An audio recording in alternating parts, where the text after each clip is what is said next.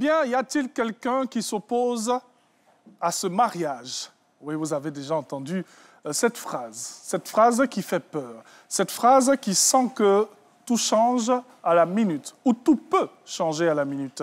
Mais que dit la loi ivoirienne sur l'opposition au mariage? Et oui, parce que la loi ivoirienne a quelque chose à dire sur cet élément bien précis. Bonjour et bienvenue, vous êtes à Matin Bonheur, et ensemble, on va décortiquer un peu ce sujet. Moi, j'aime bien, parce que ça va nous permettre, on va arrêter certaines choses, tous les samedis ou tous les vendredis, ça dépend, ou même tous les jeudis et tous les dimanches aussi, pour tous ceux qui aiment se marier ces jours-là. Allez, on va démarrer cette émission avec Renaud, parce qu'aujourd'hui, on a l'intégrale de la revue Très Cher. Ça peut aller? Ça va, super. Ah, la plus d'hier, hein? Ah ouais. Ah oui. Tout Abidjan était mouillé. Ah oui. Moi, j'ai voulu sortir hier, mais vraiment, j'étais pas Django, hein, parce que le vent et non, c'était fort, c'était fort. Et puis, ces temps-ci, quand il pleut, le tonnerre, il fait un bruit, ben oui. Il fait peur. Oui. Franchement. C'était tellement effrayant. Moi, j'ai même mis sur ma page Facebook vraiment que Dieu ait pitié de ceux qui sont en train d'entrer à la maison en ce moment. Oui. Parce que la pluie serait à 18h, 19h, c'était dans ce temps-là. Oui. Franchement, en fin de journée, au moment où les gens sont en train de rentrer du boulot, rentrer de leurs occupations respectives. Donc, il faut faire très attention. C'est le lieu d'attirer l'attention des populations aussi. Pour les enfants dans les quartiers, il y a des bouches d'égout qui souvent sont ouvertes. Il faut faire très attention et surtout ne pas laisser les enfants sortir quand il pleut. C'est clair. Voilà. On aura le message comme ça à vous donner tout au long de cette émission parce que c'est bien interpellé tout un chacun. Docteur Topégueux est avec nous aujourd'hui. C'est sa semaine. Docteur, ça peut aller? Bonjour Thierry. Bonjour. Renaud. Docteur. Merci. Bienvenue. Merci. C'est vrai que Renaud a eu un peu peur. Je vais me caler ici. Oui, elle nous a fait quelques frayeurs ce matin. J'arrive pas à jouer Docteur Topé. J'ai dit, mon cher, ça c'est ton problème. Je suis là, je suis présente. Dans tous les cas, l'intégrale, on peut faire seul. Franchement, c'est mieux à deux. C'est mieux à deux. Quelque chose m'a dit... Elle allait le faire seul. Ben oui, quelque chose m'a dit, non, mais si elle ne vient pas... Bon, je vais proposer à Renaud. Moi, je lance et puis lui, il décortique. Moi, je ne me fatigue pas. Non, tu n'avais même pas besoin de proposer, c'est ce que tu allais faire. Ça allait être chaud, hein? Non, mais bon, elle est là. Sandrine Adon, y a-t-il quelqu'un qui s'oppose à ce mariage? Vous aimez bien... On va s'installer, Oui. On aime bien entendre cette phrase pour ceux qui veulent gâter le mariage des gens là. Mais la loi ivoirienne dit quelque chose sur ce sujet, n'est-ce pas? Oui, bien sûr, tout à fait. Sandrine Adon et ces sujets, mais où elle enlève tout ça? Dans le droit de la famille, il y a beaucoup de choses quand même. Énormément de choses. C'est vrai que quand on parle de droit, on voit autre chose, droit civil, pénal, mais il y a même les petites choses que nous avons. Les détails, le quotidien, en fait. Tout ce qui touche à notre vie, on pense que le droit n'en parle pas, mais le droit a pratiquement tout régi. Tu ne donnes pas l'argent à ta femme, on dit le droit dit quelque chose. Tout à fait. Tu ne donnes pas l'argent à ton enfant, on dit le droit dit quelque chose. Oui. Bon, on revient là-bas tout à l'heure. Certificat de concubinage, le droit passe par là aussi. Mais tu fais 5 ans, ta femme, tu dis, bon, tu vas la marier la 6e année, on dit non, le droit dit quelque chose. Pourquoi tu as duré avec elle? Le droit dit plutôt, on n'est pas encore mariés. Le droit dit on va attendre 6 ans. C'est que ce n'est pas encore sa femme. Et vous, les parents qui aiment arracher l'héritage des enfants quand le papa est décédé ou bien la maman n'est pas là, le droit dit quelque chose, ce que vous faites là. Sur ça, le droit dit beaucoup. Ben oui. Et même les personnes qui ne sont pas gentilles avec certaines personnes et qui attendent leur héritage, le droit en parle aussi. Le droit dit toujours quelque chose. Oui, bien sûr. Tout le temps. On savoir que la personne n'était pas gentille avec le défunt. Je pense que demain, on va en parler. Ok, on a hâte. Mais ça, le droit de cette émission dit quelque chose. Je peux me permettre? Oui, bien sûr. Voilà, le droit de Gerson Boussou dit que voilà. Ça peut aller. Merci. Là, on entend mieux. D'accord, merci. Tout ça, là, c'est le droit. Alors, l'intégrale de la revue... l'intégrale aujourd'hui avec Docteur Topé, qui, comme je le disais, nous a fait quelques frayeurs, mais elle est là. On va y aller. On aura 5 sujets à traiter aujourd'hui. Bon, on va commencer, bien évidemment, avec la sortie d'hier du président de la Commission électorale indépendante, qui a animé une conférence de presse pour annoncer que l'affichage de la liste électorale définitive sera fait dès demain. Mercredi, donc tous ceux qui se sont fait enrôler pourront aller consulter la liste pour voir s'ils sont effectivement dessus pour participer à l'élection présidentielle de 2025 et au-delà aux autres élections qu'il y aura. Et puis, les résultats du CP sont sortis hier. Notre bravo petit... à tous nos... En tout cas, bravo à tous. Hier, on a vu des scènes de liesse un peu partout. Avec la poudre. Oui, avec la poudre. Bon, on n'a jamais compris le principe de la poudre. Il faut qu'on nous explique un jour. Manifestation de la joie. Mais pourquoi la poudre? Franchement, pourquoi la poudre? Bon, j'ai dit hier, j'ai vu un enfant, il en a tellement été aspergé qu'il avait du mal à respirer. Pourquoi la poudre et pas le sable? Bon, là, je préfère la poudre. Non, parce que quand on est trop content, on se traîne. Voilà. Mais vous voyez un peu, dans notre culture, là, par exemple, il y a des comions, c'est la poudre, hein, c'est le kaolin, c'est le blanc. Ah, ok, donc culturel. Là, on replonge en plein voilà, c'est purement culturel. Ah, ok. Bon, félicitations aux comiens. En tout cas, félicitations à tous nos comiens. Et puis, bravo, cette année, le taux de réussite est encore grimpé. Et puis, mention spéciale pour les filles qui ont réalisé un meilleur taux que les garçons de réussite. Bon, on vous le concède. Les filles, Sandrine Adon et... Comme d'habitude. On vous le concède. On vous le concède. Et puis, d'autres sujets encore qui seront traités au cours de ce numéro de l'Intégrale. On va parler notamment de la visite du Premier ministre sénégalais en Côte d'Ivoire, Ousmane Sonko, qui a été fait citoyen d'honneur de la ville de Bouaké au cours de cette visite-là, qui s'appelle désormais Nanankwa Beke 2. Oula. Parce qu'il a été intronisé. Et puis, on va parler aussi du Sahara 2025 qui a tenu toutes ses promesses et qui allait au-delà de tout ce qu'on pouvait espérer au moment du lancement de cette édition 2025 de cet événement-là. Bien sûr, le Sahara qui a fait dépenser les gens. Moi, parce que tu rentres au Sahara, tu rentres à 100 000, tu sors à 2 000. Mon témoignage de la dernière fois, il t'a pas édifié. Non, ça ne m'a pas édifié. Parce que je suis allé tenter le Sahara, mais franchement, je suis sorti avec des paquets. Non, mais c'était impossible de passer par là-bas sans faire des achats. Ah non, c'est terrible. C'est terrible. Il faut encourager. Oui, surtout.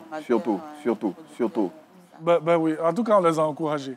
Ah ouais, parce qu'on est rentré à 10h, on est sorti à 14h, mais comme ça, il est sorti, mais c'est quoi cette histoire de Sahara? C'est toute une journée, le Sahara. Ah, mais oui. Mais moi, de tout ce que j'ai acheté au Sahara, il y a un truc que j'ai retenu, que je mange depuis ce jour-là, parce que j'en ai pris 1 kilo, ce sont des cornichons. Ah, finalement, c'est vrai. Oui, des cornichons, t'en as pris aussi? J'ai reçu. Ah, ok, des cornichons, mais c'est excellent. C'est excellent. C'est la preuve qu'il y a de belles choses qui sont faites en Côte d'Ivoire. C'est excellent. C'est mieux que les cornichons qu'on vend dans nos supermarchés. Franchement, c'est frais. C'est bio, c'est frais. Il n'y a aucun additif. Ce n'est pas conservé dans des bocaux. C'est naturel. Ça, c'est Renault, ça. Son affaire de bio. Donc voilà pour les informations aujourd'hui et le petit programme à vous offrir dans cette émission. On espère que vous avez démarré cette émission en notre compagnie. On salue toutes les personnes qui très tôt le matin nous suivent déjà sur les réseaux sociaux parce que nous sommes aussi en direct sur la page Facebook de la RTI et aussi de RTI 1 et vous nous suivez à travers les www.rti.ci/ bien sûr RTI 1 et aussi télécharger sur App Store et Play Store RTI Mobile. Ça ne dure pas. 1 minute seulement, vous téléchargez et puis vous avez nos têtes chez vous à la maison en tout temps et en tout lieu. Pour ceux qui sont en Europe, qui disent qu'ils n'ont pas le temps, vous pouvez télécharger même dans les RER, vous suivez. Allez, pour la suite du programme, c'est bien sûr l'intégrale à vous proposer et ensuite, Sandrine Adon va vous dire d'arrêter d'aller empêcher le mariage des gens. À tout de suite. Wozo Vacances est de retour. Ne manquez pas notre émission de lancement ce mercredi 4 juin à 15h05 sur RTI 1 pour découvrir toutes les étapes de Wozo Vacances 2025. Wozo Vacances Youplay, c'est l'expression du talent à l'état pur. Wozo Vacances Youplay 2025. La caravane de Wozo Vacances à Youplay repart en tournée pour les présélections à travers la Côte d'Ivoire. Danani le dimanche 8 juin au stade, Kong le mercredi 11 juin au stade de football, Dimbokro le samedi 14 juin au stade, Bondoukou le mardi 17 juin, Eboué à Aboisseau le vendredi 20 juin au stade de la Fraternité, Abidjan Yopougon le lundi 23 juin à l'espace Agora. Wozo Vacances Youplay, c'est l'expression du talent à l'état pur.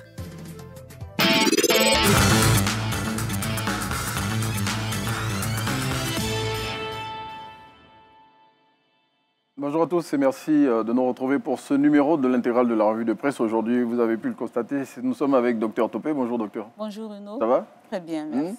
Vous avez l'air toute sage, hein? Oh, bien sûr, comme d'habitude.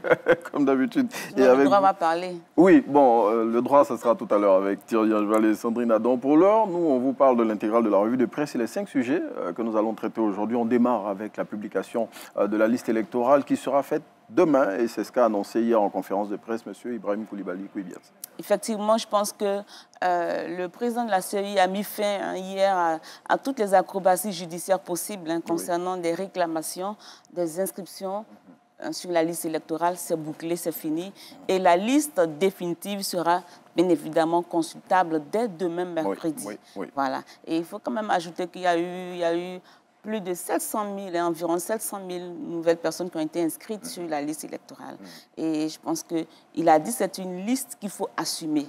C'est une liste qui est tributaire, je le cite, qui est tributaire de nos relations avec... De tous les arrangements qui ont pu être faits par le passé. Oui, mais d'abord de nos habitudes avec l'état civil, parce qu'il y a beaucoup d'Ivoiriens, beaucoup de personnes qui n'ont pas de papiers.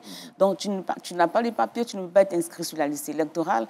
Donc là, il faut l'assumer. Et bien entendu, la liste est également tributaire de tous les accords politiques signés à un moment donné dans l'histoire de la Côte d'Ivoire. Et ça également, il faut l'assumer. Il l'a dit, il l'a dit ouvertement. Mais n'empêche que, justement, à cause de toutes ces conditionnalités-là, il reconnaît quand même que la liste peut encore contenir des imperfections, mais sinon, dans l'ensemble, c'est une liste qui est fiable et qui est crédible. Et donc, c'est avec cette liste-là que nous allons aller aux élections. C'est bien cela. Voilà. Et donc, cette liste-là qui contient 8 727 431 électeurs, qui iront aux élections et qui ont été confirmés sur cette liste électorale. Et les élections qui vont se passer, selon le président de la commission électorale indépendante, dans 11 906 lieux de vote répartis sur l'ensemble du territoire national. Exactement. Renaud, il faut le signaler, la liste définitive est le début réel d'un véritable processus électoral en Côte d'Ivoire. Voilà. Et donc, on s'attend déjà à des soubresauts, à des critiques, à des soubresauts du point de vue verbal. Oui, chose normale. Voilà, parce qu'il y aura encore des grincements dedans, parce qu'on s'attend naturellement à le consulter dès demain pour voir si, est-ce que le nom de l'ancien président Laurent Gbagbo figure sur la liste, est-ce que le nom de Tidiane Thiam a été remis sur la liste, est-ce que le nom de Guillaume Soro, est-ce que le nom de Blé Goudé, enfin, bien d'autres personnes, est-ce que leur nom a été rajouté à la liste? Mais je pense que demain on le saura. Demain on le saura. Et je pense que quoi qu'il en soit, il faut vraiment jouer la carte de l'apaisement. Renaud, il faut jouer la carte de l'apaisement. Et parce que le président lui-même l'a dit, il a dit que la liste actuelle est tributaire des accords politiques signés à un moment donné de notre histoire. Et donc, ça veut dire qu'il y a toujours encore matière à activer la carte du dialogue politique. Voilà. Donc, je pense que c'est une porte réclamée par l'opposition depuis de très longs mois. Bien sûr, c'est une porte qu'on peut ouvrir à tout moment pour jouer toujours la carte de l'apaisement. Mais quoi qu'il en soit, demain, allez consulter la liste électorale. Elle sera disponible à travers le site, à partir de la commission électorale indépendante. Voilà, si vous avez votre smartphone, vous avez Internet, vous allez les différents centres, vous allez aller voir si votre nom figure bel et bien sur la liste électorale. Et le président de la CEI qui n'a pas manqué de noter que les imperfections qui méritaient d'être corrigées l'ont été. Voilà, et que justement cette liste électorale, elle est encore perfectible, mais pour l'heure, c'est la liste définitive que nous avons. Et il a dit, c'est-à-dire que les imperfections qui ont été corrigées l'ont été faites à partir de preuves palpables. C'est-à-dire que quand vous dénoncez une situation incorrecte, il faut en apporter la preuve. C'est à partir de la preuve qu'on peut la corriger. Mais on le sait, il y a eu beaucoup de réclamations qui ont été faites au niveau de la CEI, au niveau de la justice, parce qu'après la CEI, les gens sont montés à un autre niveau, à une autre instance, pour réclamer le fait que leur nom ne soit pas sur la liste, pour réclamer une inscription, mais qui n'ont pas eu gain de cause. Bon, moi, je pense que il a dit que les choses ont été faites selon les textes de la CEI. Et selon la décision de justice qui leur a imposé pour certains de retirer des noms, pour d'autres d'en radier. Pour l'heure, c'est la liste définitive que nous avons. Et cette liste définitive, vous l'avez dit, qui est consultable sur le site de la commission électorale indépendante électorale, donc www.cei.ci et sur tous les téléphones, sur les smartphones, à partir des opérateurs de téléphonie, en tapant la syntaxe étoile 919 dièse ou dièse 919 dièse. Exactement. Ce qu'il faut retenir, c'est que dès demain, la liste électorale définitive sera consultable et la publication de cette liste électorale définitive va nous conduire Au parrainage citoyen. Exactement, au parrainage. Et puis ensuite, le 26 juillet, pardon, à l'ouverture des dépôts de candidature. Oui. Tu veux être président de la République, ce sera le moment, après les parrainages, de venir officiellement déposer ta candidature. Parce qu'on le voit plus ou moins ici et là, hein, telle personne est candidat, l'autre est candidat, mais ce sera effectif dès le 26 juillet. Le 26 juillet, il faut obtenir ces parrainages. Oui. Voilà. Parce que tu peux vouloir être président, candidat à l'élection présidentielle, mais ne pas avoir les parrainages. Donc, tu ne peux pas figurer même sur la liste des candidats potentiels à la présidentielle. Et donc, il faut maintenant commencer à travailler. Toutes ces personnes qui désirent être candidats à l'élection présidentielle doivent s'activer pour obtenir le parrainage. Parrainage citoyen qui a été institué en 2020 et qui sera sa deuxième édition qui impose aux candidats à l'élection présidentielle d'obtenir au moins 1% de l'électorat, des intentions de et les électeurs qui sont un peu plus de 8 000, un peu plus de 8 millions 727 431. Avec de nouvelles personnes ajoutées, autour de 700 000 nouveaux électeurs sur la liste définitive électorale. Ben justement, je pense qu'on a fait le tour de la question, docteur. Oui. Donc, ce qu'il faut retenir, c'est que dès demain, on pourra consulter la liste électorale définitive. C'est ce qui a été annoncé hier par Ibrahim Koulibaly Kuibiart, président de la commission électorale indépendante. Allez, on sort des élections, docteur. Oui, on y va. Voilà, pour parler d'entrée en 6e et de résultats du CEPE, hier... 86,58% d'admis. Et bon, la palme, c'est le taux de réussite des filles qui est en hausse et qui est au-dessus de celui des garçons. Oui, nous, on l'avait déjà indiqué ici, dans cette même tribune. On avait dit que le taux de cette année serait légèrement en hausse comparément au taux de l'année passée, parce que déjà avec les examens blancs, les enfants affichaient déjà un score assez élevé quant à leur succès à l'examen. Et cette année encore, ils ont confirmé plus de 86% d'admis, avec plus de 96% d'admission au niveau des filles. Les garçons, autour de 85%. C'est-à-dire que les filles sont plus studieuses. En tout cas, cette année encore, les jeunes filles ont été beaucoup plus studieuses que les garçons. Donc, vous comprenez. Les garçons, il faut travailler. C'est pour cela qu'on met l'accent sur la scolarisation de la petite fille. Parce qu'une fille instruite, une fille éduquée, mais c'est toute une famille, c'est toute une société qui en gagne, vous comprenez? Parce que généralement, les filles, elles sont beaucoup plus studieuses, beaucoup plus travailleuses, beaucoup plus pertinentes et efficaces. Hein. Très souvent, dans les duels... Bon, en fait, je n'ai plus rien à dire. Dans les duels, filles-garçons à l'école, généralement, les filles l'emportent. Hein. Et je pense que donc il faut continuer à rouvrir de nouveaux établissements d'excellence pour filles. Ça veut dire qu'on a beaucoup plus de filles qui sont admises, on a beaucoup plus de filles également qui ont des taux, des points importants. Parce qu'il y a le taux d'admission, il y a le nombre de points qu'on obtient aussi pour entrer en 6e. Parce qu'il y a le CEP est doublé de l'entrée en 6e. Voilà. Et donc, encore à ce niveau, généralement, les filles obtiennent beaucoup plus de points Renault que les garçons. Et justement, pour parler des filles qui ont été admises, ce sont 286 124 filles qui ont composé pour cet examen. Et sur ce nombre, 249 838 ont réussi leur examen. C'est ça. Franchement, c'est ce qui a permis d'avoir ce taux de réussite de 96%, un peu plus de 96%. Oui, exactement. Mais c'est normal parce que généralement, à cet âge-là, les garçons sont beaucoup plus tumultueux, ils bougent beaucoup. Les filles sont beaucoup plus posées au même âge, 9 ans, 10 ans, 11 ans. Les garçons, c'est un peu difficile de les canaliser.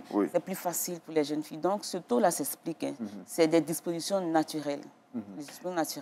Mais Renaud, il faut déjà signaler que le BEPS aussi s'est achevé. Hein, donc, on attend dès la semaine prochaine les résultats du BEPC. Et puis, le bac est en cours. Nous sommes dans la semaine des oraux, là, la semaine prochaine, dès lundi, mardi prochain, parce que nous aurons des jours fériés à cause des fêtes. Oui, à cause des fêtes. Nous sommes dans une semaine hautement spirituelle. Prochain, Voilà, la Tabaski, le Ad-Kébi, et puis la fête de la Pentecôte. Donc, c'est une semaine hautement spirituelle. Donc, après la spiritualité, on fait place aux écrits du baccalauréat. Et justement, allez les garçons, pour... allez les filles, je pense qu'encore à ce niveau-là, les filles... qui restent. Non, les filles, le taux des filles, généralement, légèrement plus élevé. Mais c'est après le supérieur, après le bac, à partir du supérieur, qu'on commence à avoir... les garçons prennent le dessus. Parce que les filles vont se marier, les filles, elles sont amoureuses, donc le le taux de réussite Docteur Topé qui pourrait faire une analyse poussée sur le sujet, mais pour l'heure, ce qu'il faut retenir, c'est que 86,58% de taux de réussite, c'est ce qui a été enregistré pour le CEP cette année, et il n'y a eu aucun cas de fraude ou de tricherie qui a été enregistré. Ça, vraiment, il faut le noter aussi. L'examen s'est bien déroulé. On l'a dit ici, ça s'est bien déroulé. Il n'y a eu aucun cas de fraude. Généralement, en tout cas au niveau du CEP, il n'y a pas de cas de fraude. Parce que les enfants, ils essaient de suivre les instructions des surveillants, des chefs de centre. Mais la difficulté se trouve au niveau des candidats du BEPC du baccalauréat, qui trichent, qui utilisent très souvent le téléphone portable, tout ça. Et donc, c'est à féliciter. Bravo, bravo à tous nos enfants parce qu'ils n'ont pas triché. Ils n'ont pas triché. Et ils ont respecté les consignes de Madame la ministre Maria Tokone, qui, au lancement des examens du CEP le lundi 19 mai 2025, avait demandé aux enfants d'être studieux et surtout de ne s'en tenir qu'à ce qu'ils ont appris. Et d'éviter. Le message est bien passé. Le message est très bien passé, ça, il faut le relever. Voilà, on a obtenu ce taux qui est intéressant, 86,58% d'admis et une hausse de 3,12%. L'année dernière, il était autour de 83%. Donc, félicitations à nos élèves, à nos parents, parce que un enfant qui réussit, c'est le parent qu'il faut féliciter, parce que c'est les parents qui encadrent les enfants à la maison. Et le personnel enseignant, on l'a vu, il y a eu des soubresauts, mais le quantum horaire a été atteint. Donc, félicitations aussi aux enseignants, félicitations au personnel administratif des établissements. Félicitations à tout le système éducatif. Exactement. Félicitations à Madame la ministre. C'est bien. Et, ok, on passe à un autre sujet. Voilà, la réalisation qui nous l'a déjà affichée. Le Premier ministre sénégalais qui était en visite en Côte d'Ivoire du 29 au 1er juin. Et à l'occasion de cette visite-là, il a eu une séance de travail avec le chef de l'État, Alassane Ouattara, qu'on voit ici à l'image. Et il a été question de relations bilatérales entre le Sénégal et la Côte d'Ivoire. Et surtout, de réchauffer ces relations. Réchauffer ces relations parce que, il faut le dire, la Côte d'Ivoire, ici, en Côte d'Ivoire, il y a quand même un fort taux important de Sénégalais. La diaspora sénégalaise est très importante ici en Côte d'Ivoire. Et donc, c'est naturellement que le Premier ministre sénégalais, Ousmane Sonko, vient rendre visite à un pays ami, un pays frère qui est la Côte d'Ivoire, qui accueille ses ressortissants.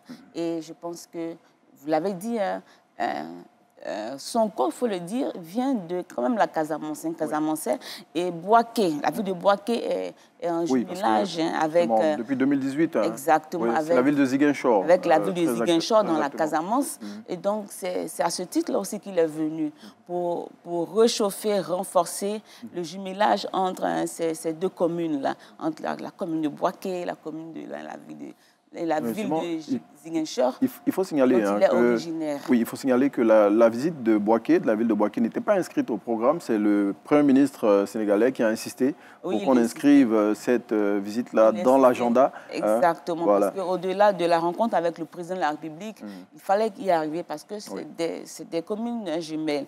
Et j'insiste là-dessus pour montrer le chemin à toutes ces différentes communes ivoiriennes. Il faut aller chercher des partenariats. Des communes jumelles ou des partenaires à l'extérieur pour renforcer les liens commerciaux et les liens économiques. Et tout le monde y gagne. Justement, et cette visite, elle était, selon le quotidien Fraternité Matin, inscrite dans une dynamique de rapprochement et de coopération renouvelée entre les deux pays, parce qu'on sait qu'à un moment, avec tout ce qui est tourné autour du volet politique, les relations entre la Côte d'Ivoire et le Sénégal s'étaient un peu refroidies. Mais donc là, ça repart. Le président sénégalais était en Côte d'Ivoire. Au cours du CEE, il était déjà là. Oui, de l'Africa CEO Forum, il était à Abidjan. Je pense que c'est lui qui occasionne la visite de son Premier ministre ensuite. Il était déjà là pour donner le ton. Donc nous sommes toujours dans le même ton, dans le réchauffement et le renforcement des relations diplomatiques entre Abidjan et Dakar. Et Dakar, justement, vous l'avez relevé, la visite du Premier ministre sénégalais à Boaké, qui a permis encore plus de réchauffer ces relations. Et le Premier ministre sénégalais qui a été fait citoyen d'honneur de la ville de Boaké et qui a été baptisé Nana Kwak Beke II, avec tous les attributs liés à son nouveau rang. C'est bien, félicitations à ces deux peuples. Ils sont des peuples frères. Oui, oui, la Côte d'Ivoire et le Sénégal. Le Sénégal, où la Côte d'Ivoire, il faut le rappeler, a remporté sa première Coupe d'Afrique des Nations. C'était en 1992, justement. Et donc, l'amour entre ces deux pays ne s'est jamais démenti. Allez, on passe à un autre sujet.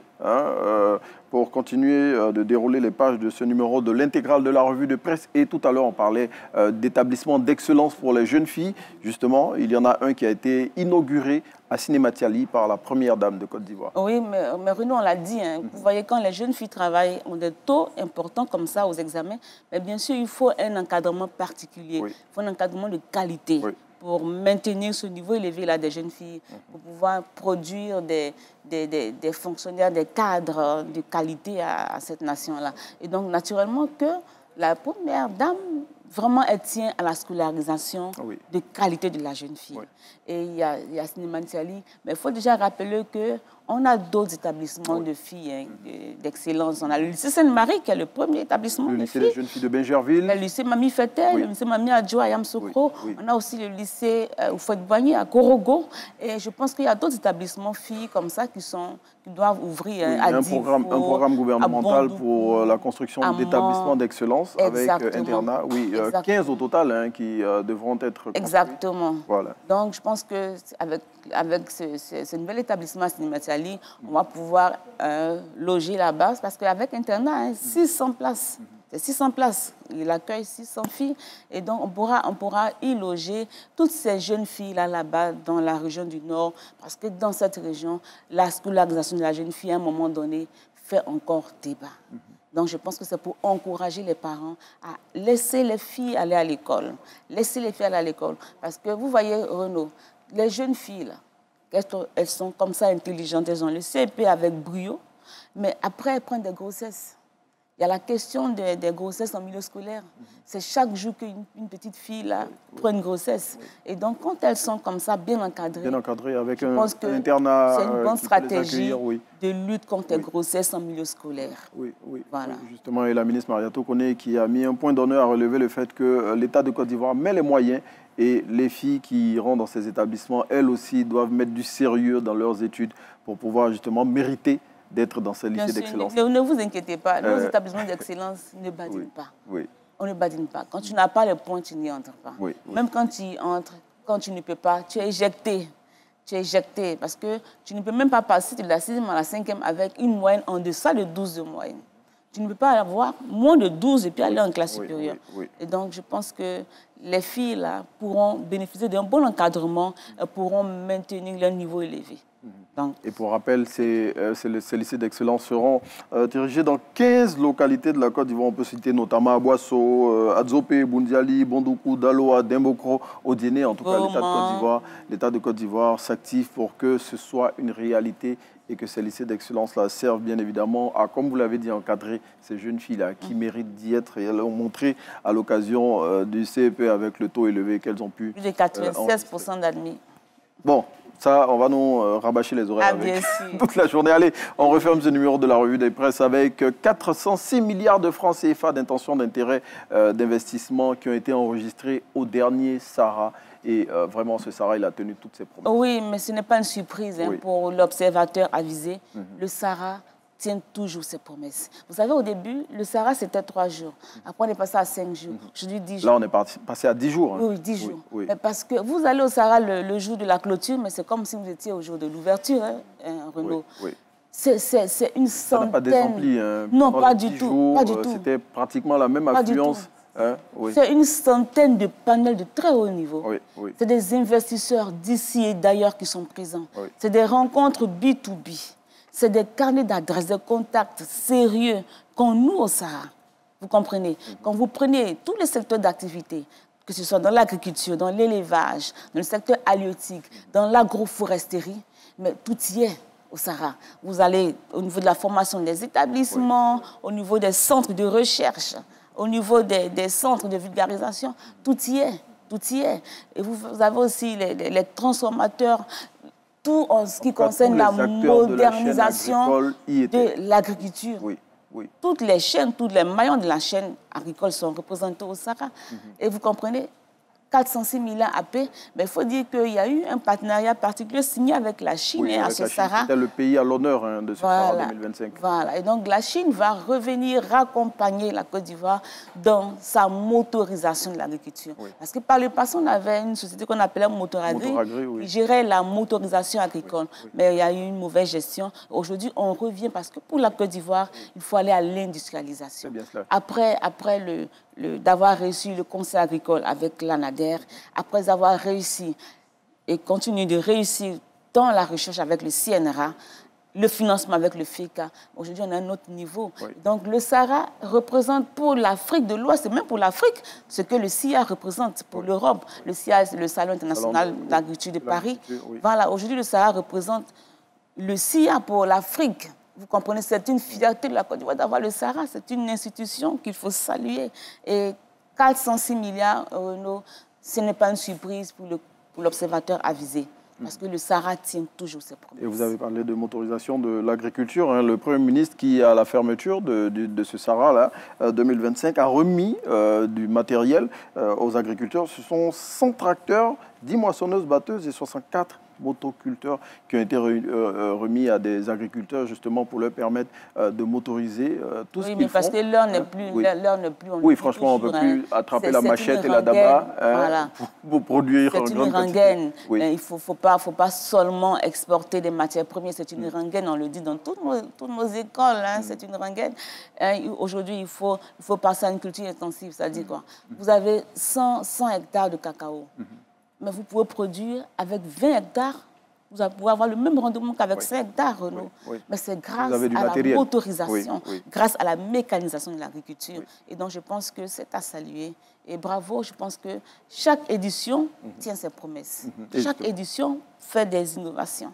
Et c'est bon pour l'agriculture ivoirienne et pour l'agriculture africaine. Et justement, 439 personnes ont été honorées à l'occasion de ce Sahara, dont le Premier ministre Robert Begré-Mambé, ces personnes et personnalités-là qui contribuent justement à l'essor de l'agriculture ivoirienne et qui étaient présentes au Sahara et à qui l'État de Côte d'Ivoire a tenu à rendre hommage en les honorant. Et surtout, le Premier ministre Robert Begré-Mambé a donné rendez-vous à l'édition prochaine. Pour l'édition prochaine. Je suis sûre qu'elle tiendra ses promesses. Bon, on l'espère parce que là... Félicitations aussi au ministre Adjoumani. Oui, qui a été le maître d'œuvre de ce Sahara 2025. À tous ces ministres-là qui sont engagés dans la réussite du Sahara, parce que le Sahara, c'est plusieurs ministères qui sont là présents. Le ministère des PME, ressources halieutiques, des PME, de la jeunesse, du commerce. Voilà, à toutes ces... C'est une activité transversale qui a permis de mettre plusieurs ministères à toutes ces ONG, à toutes ces associations, à tous ces instituts de recherche, toutes ces écoles. Il faut applaudir, il faut leur dire bravo, continuez de travailler et on vous aura et on sera encore présent à la prochaine édition du Sahara. Allez, prochaine édition du Sahara qui aura lieu, on l'imagine, dans 2 ans, parce que c'est une activité biannuelle. Voilà, et donc bravo aussi à vous, docteur, pour ce numéro de l'intégrale de la revue de presse. Et on va chuter ici, mesdames et messieurs, et passer le relais à Thierry Angeval pour la suite de Matin Bonheur. Merci beaucoup à Renaud et docteur Topégueux. Merci. Merci Thierry. Ah, docteur, t'es inspiré aujourd'hui. Oh là là. 406 milliards d'investissements. Non, d'intention. D'intention, d'investissement. Ah, d'intention. Non, nous qu'on attend. Vous aimez l'argent, quand vous entendez milliards. Non, mais c'est ce qu'on veut. Donc, s'il y a des investissements, ça sera bénéfique pour tout le monde. Oui. Voilà, c'est tout ce qu'on demande. On espère maintenant que ça va être effectif. Voilà, c'est un bon pas. Ce sont des intentions qui ont été manifestées. C'est un très bon pas. Voilà. Ouais, donc, en tout cas, merci beaucoup pour toutes ces informations. On a parlé du Sahara, on a parlé du CEP, c'est ça? Oui. C'est le CEP avec la poudre. De la liste définitive, oui. Vous pouvez aller consulter dès demain. Dès demain. Mais dans quel quartier? Vous êtes dans quel quartier Pardon? Non, vous êtes enrôlé. Non, on peut consulter la liste. À partir de ton smartphone. Ah, OK. Voilà, ta tablette, tu tapes là, le site, et puis tu... Non, je sais, c'est un piège que je vous tends. Tu vois si tu es sur la liste électorale, Thierry. Moi, je suis sur la... Ah, toi aussi. Docteur Topé, normalement, dans cette salle, on est tous sur la liste électorale. Normalement. Voilà. Est-ce que Hassan a son nom sur la liste électorale? Hassan Diaye, tu as ton nom sur la liste électorale? Tu ne réponds pas bien, là. Je n'ai pas su. Ah, OK. En tout cas, merci beaucoup à vous. Merci Thierry. Et puis, excellente journée. Merci beaucoup à Renaud. C'était l'intégrale de la revue. Allez, nous, on va faire un petit clin d'œil à une artiste qui a enflammé le palais de la culture, Vital. On l'avait reçu ici pour lui apporter un peu notre soutien. Eh bien, il faut dire que l'artiste a été magnifique. Moi, je salue l'entrée sur scène, la chorégraphie, la prestance, la tenue. Bon, la tenue, on sait que c'est Vital. Forcément, elle va faire waouh. En tout cas, bravo à l'artiste. C'était exceptionnel, ce concert-là. Et cette entrée magistrale qui tout de suite a accroché toutes ces personnes qui sont venues lui dire merci, la soutenir, lui dire bravo, surtout pour cet exploit. C'était un magnifique concert. Et puis, il faudrait qu'elle puisse remettre encore le couvert. En tout cas, merci pour ce spectacle. On a bien dansé, on a bien vibré. On a vu une orchestration de Ange Badje et son équipe. C'était vraiment magnifique. Bravo, bravo, bravo Vital. Et puis, à très bientôt pour un autre spectacle. Allez, on va marquer une pause. Et quand on revient dans quelques instants, on va vous donner la liste de tous nos gagnants pour le challenge, pour ceux qui restent, bien sûr. Et ensuite, on va parler d'un sujet très intéressant. Tout de suite. On allume la télé! Êtes-vous prêt à allumer votre week-end? Sur le plateau de Allume la télé, le jeu, vos personnalités préférées se lancent dans des défis hilarants et explosifs. Entre rire, jeux et musique, la compétition s'annonce 100% fun. Des équipes survoltées, des épreuves smart et déjantées. Et une seule mission, se surpasser pour décrocher la victoire. Retrouvez Jean-Michel Aunin pour une soirée de pur divertissement où tout peut arriver. Allumez votre télé, allumez votre week-end. Tous les vendredis à 20h50 sur RTI 1. Rediffusion samedi 15h30.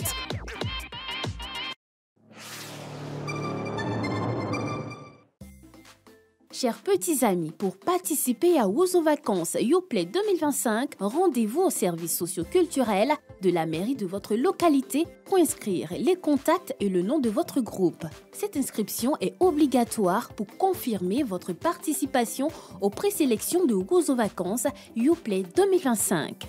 Ouzo Vacances Yoplait, c'est l'expression du talent à l'état pur.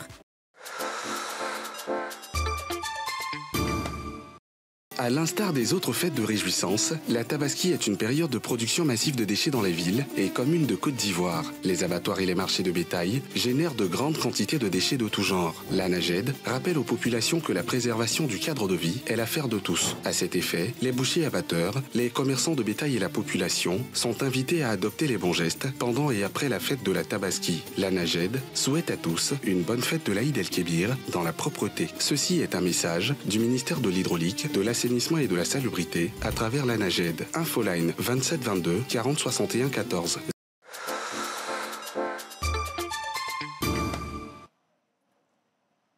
Eh bien, à présent, nous vous rappelons les gagnants du challenge matinal. Et donc, le vendredi 2 mai 2025, la question pour le challenge, c'était quels sont les alliés du peuple? Ouais. Réponse donc, les Sénoufos et les Gourous, gagnant à Blanc Kwame. Aussi pour le vendredi 9 mai 2025, la question du challenge, c'était qui choisit le chef en pays Agni? La réponse, la reine-mère ou la femme, le gagnant, M. Kwamelan. Et le vendredi 30 mai 2025, donc, la question du challenge, c'était quel est le tubercule principal dans l'alimentation Jiminy? Eh bien, c'est l'igname. Réponse donc bleue. Olivia, voilà, c'est ici que nous allons vous remettre vos différents lots. Merci de participer. Chaque fois que nous lançons, bien sûr, toutes ces questions, vous êtes nombreux. Allez, vous suivez Matin Bonheur sur RTI 1 depuis 7h00. Nous sommes en votre compagnie. C'est l'heure maintenant de parler de ce sujet très intéressant. Vous entendez cette phrase, généralement, lorsqu'on veut se marier. Est-ce qu'il y a quelqu'un dans cette salle qui est contre ce mariage? Et oui, il faut le dire. Bomba a crié oui. Non, c'est comme ça qu'il est. Eh bien, il faut le dire, cette phrase, elle est toute simple. Elle est certes toute simple, mais le droit dit quelque chose sur cette phrase. Jingle, et à tout de suite.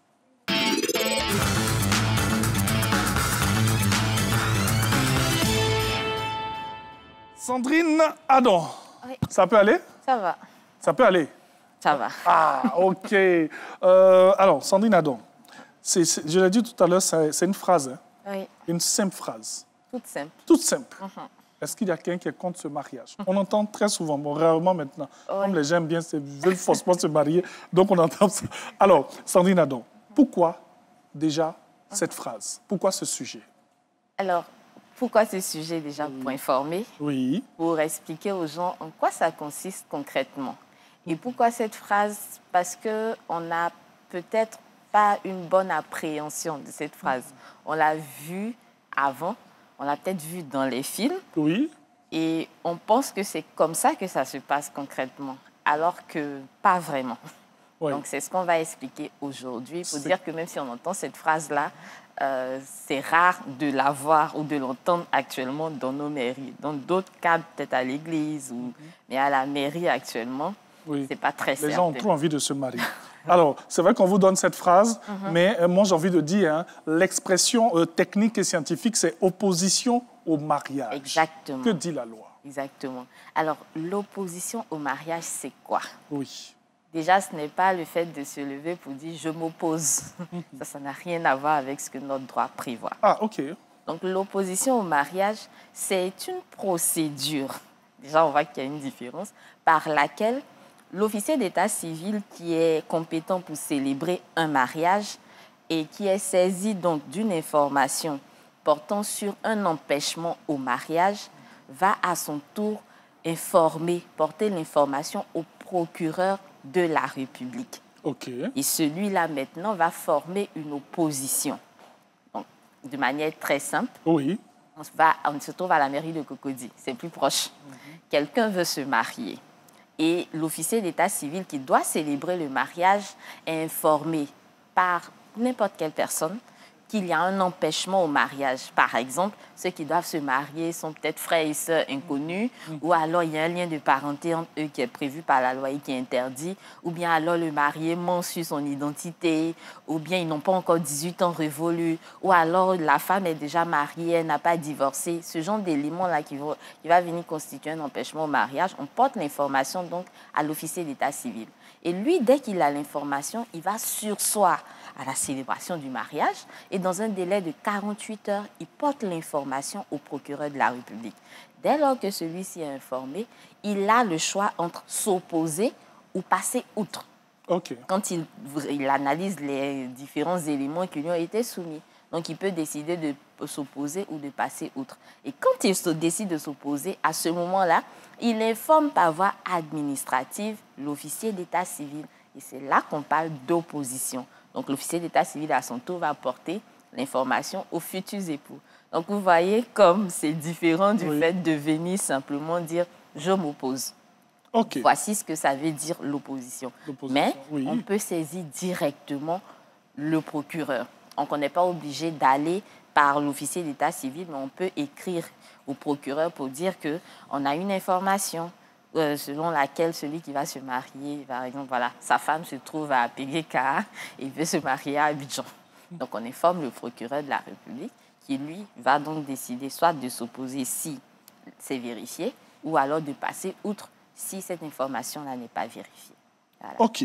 Peut-être qu'on aura des éléments de réponse dans nos cas pratiques, mais tout de suite, moi, j'ai envie de demander. D'accord. C'est vrai que c'est généralement, allons-y avec la mairie, même aussi à l'église, généralement, c'est sur place qu'on veut s'opposer. C'est sur place qu'on vient tout gâter. Exactement. J'ai envie de dire comme ça. On peut le faire avant, avec toutes ces voies que vous venez de citer. Si on le fait sur place, là, alors, maintenant. Mais justement... Pour qu'on puisse parler d'opposition, il faudrait d'abord que l'officier d'état civil saisisse le procureur. Oui, parce que c'est un long procès. Voilà, bon, ça ne dure pas, parce qu'on sait que c'est quelque chose que les gens veulent, pas immédiatement, mais ils ont la possibilité où ils doivent se marier. Donc, même si, avant la célébration, au moment de la célébration du mariage, vous dites à l'officier d'état civil, monsieur le maire ou monsieur l'officier d'état civil, celui qui doit se marier ou celle qui doit se marier a un empêchement au mariage, il va surseoir à la célébration et porter l'information au procureur de la République qui, lui, maintenant, va décider de s'opposer ou pas. Donc, quand vous vous opposez sur place, vous n'êtes pas en train de faire concrètement l'opposition. Vous êtes en train de porter l'information à l'officier d'état civil. Donc, on va sursoir. Voilà. Donc, pour les gens qui sont au fond... Ils vont mettre pause. Voilà, on va arrêter. On va arrêter. Voilà, merci. On a un délai de 48 heures donc, pour informer le procureur de la République qui, lui, va faire son retour. Et comme la loi n'a pas prévu que ce soit forcément avant, c'est-à-dire qu'on dit dès qu'il a l'information qu'il peut avoir un empêchement au mariage, ça peut être pendant la célébration et ça va faire comme tout ce qu'on voit avec ce tapage-là. Mais évidemment, il va voir s'il y a des raisons ou ces règles ou ce que vous prétendez est vérifié. C'est pour ça que justement, on va parler d'empêchement au mariage ou des règles d'empêchement. Vous pouvez dire des choses vraiment farfelues ou des choses qui ne sont pas prévues par la loi, juste pour vouloir empêcher, nuire aux futurs époux. OK. Donc, pour l'instant, quand on va sursoir arrêter, chacun retourne à la maison avec son habit et ses sachets bleus. Exactement. Les gens qui font emporter comme nous, là. On peut aller manger, vu que c'est déjà non, prévu. on ne peut pas. Alors, cas pratique maintenant. Michael et Aou affirment vivre un amour sincère. Mais les parents de Aou ne veulent pas entendre parler de ce jeune homme, c'est-à-dire Michael. Sa mère menace même de venir s'opposer publiquement à leur mariage le jour de la cérémonie. Aou paniqué se demande, la loi ivoirienne permet-elle vraiment une telle opposition? Alors, sa mère menace de venir s'opposer publiquement. Donc, il va sans dire qu'elle attend que la célébration commence pour pouvoir dire non. Déjà, elle serait un peu déçue parce que le maire ne va pas demander. Y a-t-il quelqu'un? C'est justement pour ça que la publication de bans a été prévue. Avant, on le faisait dans les églises, dans les endroits religieux. Mais maintenant, à la mairie, même, on fait la publication de bans. Donc, si vous vous rendez dans les mairies, en principe, sur les endroits prévus pour les informations, vous devez voir les tableaux d'information. Sur les tableaux d'information, les personnes qui se marient. Parce que l'officier d'état civil a l'obligation, un mois avant, de publier, en fait, les bans. Donc, si elle décide de s'opposer ce jour-là, bien sûr, l'officier d'état civil pourra décider de surseoir. Mais comme on l'a dit, il faut qu'il y ait des causes d'empêchement au mariage. Et malheureusement, le fait de ne pas... Bon, malheureusement ou heureusement pour Aou, le fait que les parents ne valident pas le choix du conjoint n'est pas une cause d'opposition au mariage. À partir de là, tout ce que Aou peut craindre, c'est que sa mère fasse un scandale, mais pas opposition au sens de la loi ivoirienne. Bien sûr. Voilà. Donc, les parents qui ne veulent pas que leurs enfants marient telle ou telle personne... Voilà. Malheureusement, le droit ne tient pas compte de l'émotion des parents. C'est clair. Et puis, en plus, dans notre droit, la vie des parents, on va dire, ne compte pas. C'est dur, mais même si votre enfant a 18 ans un jour, donc 18 ans révolus, son choix, tant qu'il est libre et éclairé, c'est son choix. Laissez les gens vivre leur amour. On continue. D'accord. Géné a eu 4 enfants avec Abdoulaye. Aujourd'hui, Abdoulaye l'a quitté et ne s'occupe plus des enfants. En apprenant qu'il va se marier avec une autre, Géné veut aller à la mairie et s'opposer au mariage, pensant que cela l'obligera à assumer ses responsabilités en tant que père. A-t-elle le droit?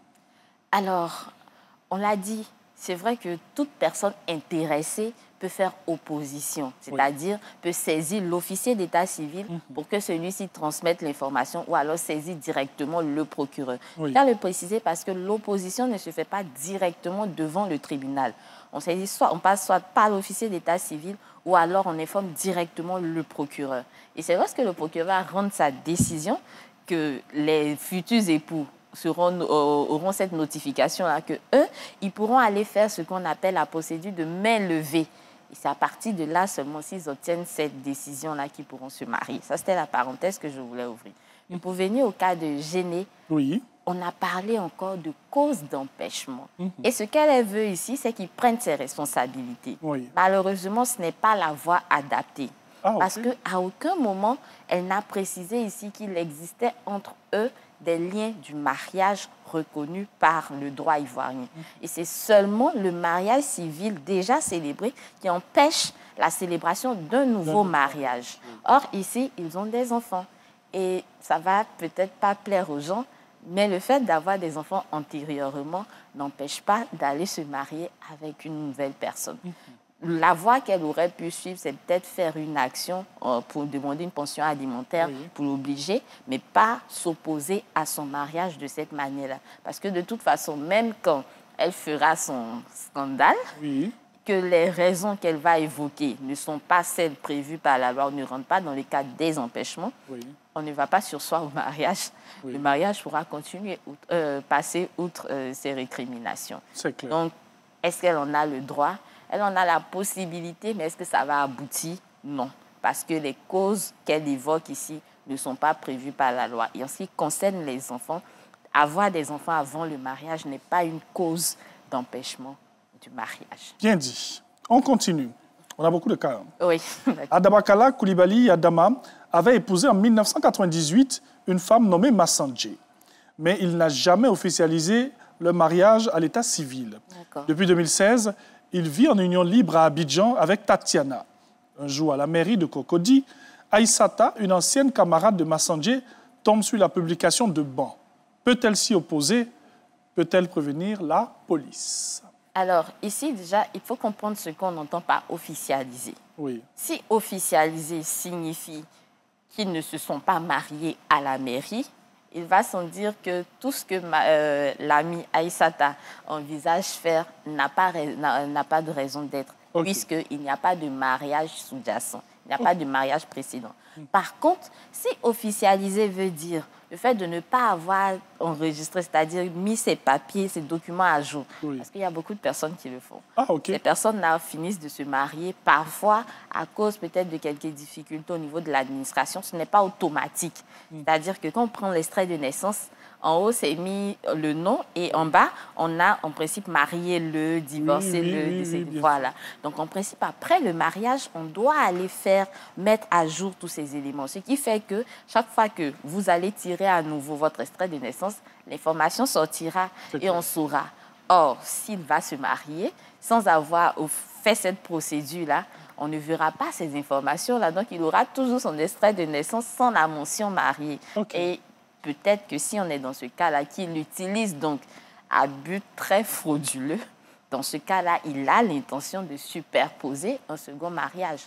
Et vu qu'on pourra penser qu'il y a bigamie, Aïssata a valablement le droit d'informer soit l'officier d'état civil de l'existence de ce précédent mariage-là pour qu'il puisse à son tour porter l'information au procureur, ou bien elle saisit directement le procureur pour qu'il fasse opposition. Seulement, est-ce qu'elle a aussi la possibilité d'appeler ou bien de faire intervenir la police? Quand elle dit police, est-ce que ça veut dire porter plainte? Alors, peut-être. Peut-être, mais ça va dépendre. Puisque le mariage n'est pas encore célébré, il n'y a pas encore bigamie. Or, c'est la bigamie qui est une infraction. Donc, tout va dépendre de ce qu'elle veut quand elle saisit la police. Mais après, est-ce qu'elle a un intérêt pour agir? Donc, tout ce qu'elle peut faire, c'est informer comme une sorte de dénonciation, en fait. Voilà, elle peut dénoncer cette personne-là au procureur et le procureur pourra à son tour poursuivre. Sinon, c'est en principe l'épouse donc qui doit pouvoir poursuivre pour bigamie. Mais on n'a pas encore célébré le mariage, donc il n'y a pas encore en tant que telle superposition. L'idéal ici serait d'abord de passer par la voie de l'opposition et puis maintenant, par la suite, si on s'entête, mais bien sûr, s'il y a opposition, que le premier mariage est vraiment valable, le procureur va forcément s'y opposer, former opposition concrètement. Merci beaucoup pour toutes ces explications. On poursuit. Marietou est brisée. Son ex-fiancé, Yao Noël, l'a quitté sans explication alors qu'il lui avait promis le mariage. En apprenant qu'il va se marier à Dembokro, elle pense demander à son cousin, procureur amant, d'empêcher cette union. Peut-elle utiliser la justice pour se venger? Alors, en règle générale, déjà, on va dire, on n'utilise pas la justice pour se venger. On utilise la justice pour rétablir l'ordre. Quand on parle de vengeance, ça vous pique. Non, parce que la vengeance, c'est fort. C'est fort, voilà. Mais rétablir l'ordre et la justice, c'est tout à fait normal. En principe, on utilise le droit et la justice pour le faire, parce que c'est ça le but. C'est clair. Mais ici, dans son cas, est-ce qu'elle peut utiliser les règles de droit prévues? Et les règles de droit prévues en l'espèce, c'est l'opposition. Elle veut avoir recours à son cousin qui est procureur amant, alors que la personne veut se marier à Dembokro. Il y a des règles de compétence. OK. Le procureur de Mans ne peut pas être compétent pour une affaire qui se déroule à Dimbokro. Ce sera le procureur ou le substitut de cette zone judiciaire prévue par le droit. Et c'est le lieu aussi de rappeler aux gens qu'il faut quand même connaître l'organisation judiciaire de la Côte d'Ivoire. Oui. Ça a été remis à jour il n'y a pas très longtemps. Donc, ce n'est pas tout le monde qui connaît. Oui, d'ailleurs, on a un nouveau tribunal qui a été inauguré à Bobo. On a même Bingerville qui est tout près. Au passage, joli bâtiment à Bobo. Oui. Donc, il faut savoir que quand on est dans telle zone, voici telle personne ou tel tribunal, donc tel procureur de tel lieu qu'il faut pouvoir saisir. Donc, ce n'est pas parce qu'on connaît quelqu'un qui est de l'autre côté. Et très souvent, on aime bien le faire pour intimider les gens. Oui. Moi, j'ai mon frère qui est juge quelque part là-bas, je vais l'appeler. Oui. Non, pas du tout. Et c'est ce qu'elle est en train de faire. C'est une sorte d'intimidation qu'elle veut faire, mais non, ça ne marche pas comme ça du tout. Alors moi, j'ai une question rapidement. Je vais ouvrir une petite parenthèse avant qu'on puisse poursuivre. On a parlé de tribunal à Bingerville, à Yopougon, à Bobo. Comment c'est circonscrit Alors, pour ce qui concerne Bingerville, on est à partir de... là où commence Bingerville. Parce que, on m'a dit à partir de Fekese et tout ça. Oui, OK. Donc, Bingerville et derrière Bingerville. Okay. En dehors, on a Cocody et tous ceux qui sont dans la zone ici, qui sont du plateau. Du plateau. Derrière, on a ceux qui sont à Port-Boué, qui sont plutôt de Bassam. Ah, OK. Voilà. Oui. Abobo, avant, dépendait du plateau, mais maintenant, Abobo a son tribunal. Avant, Azopé était une section détachée de Yopougon. Mais maintenant, vu qu'on a Abobo, Azopé sera plus proche de Yopougon, d'Abobo que de Yopougon. Et on a Yopougon qui a sa zone avec Dabou et tout ça, mais Dabou avec une section détachée et tout. Okay. Je crois que même les sections détachées ont été revues aussi. Les noms peut-être ont changé, mais ce sont des sortes de cycles. Un peu comme on le fait avec les régions. Et voilà. Il y a toute une organisation, il y a une carte, il y a des textes qui sont prévus. Merci beaucoup. Mais pour Abidjan, c'est plus facile. Comme ça, on sait que maintenant, on en a 4. Donc, tout le monde, ce n'est plus que Plateau et Abidjan. Mais on en a 4 au moins en fonction de la zone dans laquelle on se trouve. Merci beaucoup. Il me fallait comprendre. Hein, Je dois sortir toujours intelligent de matin bonheur. Merci beaucoup. Mais pour terminer avec celle-là, voilà. Donc, ce qu'il faut retenir, c'est qu'elle ne peut pas demander à son cousin procureur amant de s'auto-saisir d'une affaire qui se déroule à Dimbokro.